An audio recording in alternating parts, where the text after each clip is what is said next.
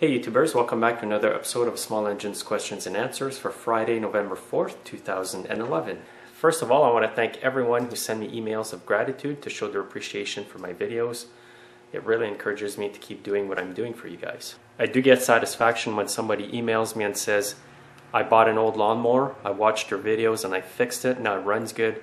That really makes me feel good about myself, and I'm glad that I can help you guys and save money as well. And also, when you send me a video along with your question for me to look at your piece of equipment, that really helps me to give you a diagnosis.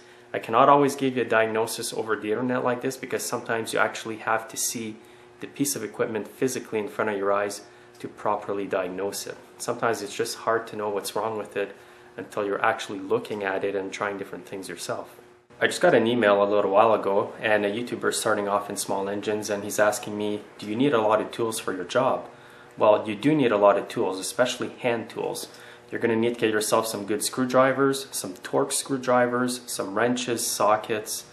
But you don't need to buy all these tools at once. You can kind of buy a little bit as you make a bit of money. You're also going to need a lot of good pliers. Try to buy some good name brand pliers like Channel Lock or Snap-on. You're going to find that it's much easier to work with quality tools. For sockets and that, just get Craftsman or anything that is lifetime warranty. If you can afford more money, you can buy Snap-on. And try to get yourself a toolbox. You don't need to get one this big to start off with, but just get something to keep all your tools in order. And you're also going to need to buy some specialty tools from time to time.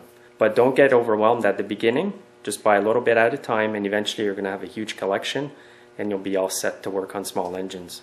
Now, my next question, a YouTuber was asking me, is this bad for the engine when you tip your snowblower like this to work on it? Well, the answer to that is no, it's not bad for the engine.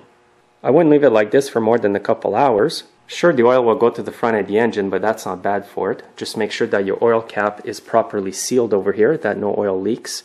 Also, if your gas tank is full to the top, when you flip it, you could get a bit of fuel leak down here. So you may want to empty the gas out of the gas tank before you do this and make sure that the oil cap is in good condition. Now, on most Tecumseh engines, I don't have a problem with gas leaking out of the carburetor when they're tipped up. But on newer snowblowers like this with a Briggs engine, I do notice that when it's tipped up, that gas will come out of the carburetor. Once the carburetor is emptied, it stops leaking. But you have to make sure that the fuel valve is off when you have it tipped on these engines because it will keep leaking out of the carburetor if you do not turn this off. But like I mentioned earlier, if there's too much fuel in your gas tank, it may leak out near the gas cap. So make sure that when you work on them, before you tip them up, empty out a bit of the gas or run your machine till the gas is almost emptied out of the gas tank. It can be very dangerous if you have fuel leaking on the floor of your garage, especially if you're working on stuff. All you need is a small spark to ignite your whole garage on fire. And also, I've never had a problem with the oil going in the front of the engine like that. It does not affect the engine whatsoever.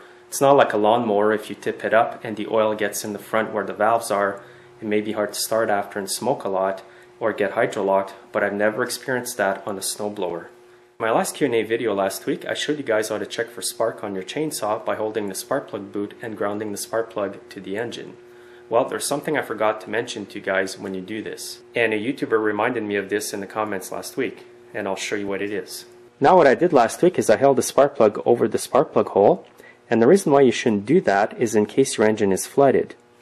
When you crank your engine over, if there's gas in there from being flooded, it's going to come out of the hole and it could ignite by the spark of the spark plug here.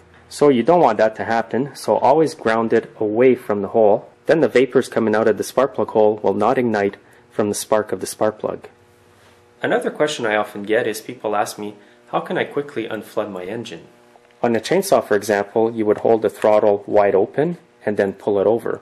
What this will do is allow more air to go into the engine through the carburetor, thus all the excess fuel in the engine will burn itself off more quickly. And you would want to make sure that the choke is off. If the choke is on, it's going to allow more fuel to go in the engine and thus flooding it further.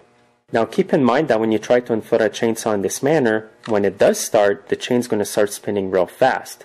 So just be ready to let go of the trigger right away. Some chainsaws have a locking mechanism for the trigger, so you have to be extra cautious in that case. Like on this older partner here, you can squeeze the trigger and lock it in so it's partly open. So just be ready to unclick it so the spinning chain doesn't pose a danger to yourself or anybody around the chainsaw. Now somebody just asked me, why do you do your compression test with the engine cold? Well, the reason why I do that is because if the engine's warm, you could get a false reading. For example, if your engine's warm, the reading could be higher. And because you want a true reading of the internal parts of your engine, you're best to do this when it's cold. It's the same if you put oil down the cylinder and do a compression test, you're going to get a higher reading.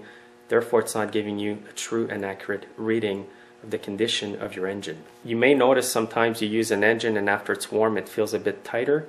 That's because the rings expand on the piston and the engine has a bit more compression.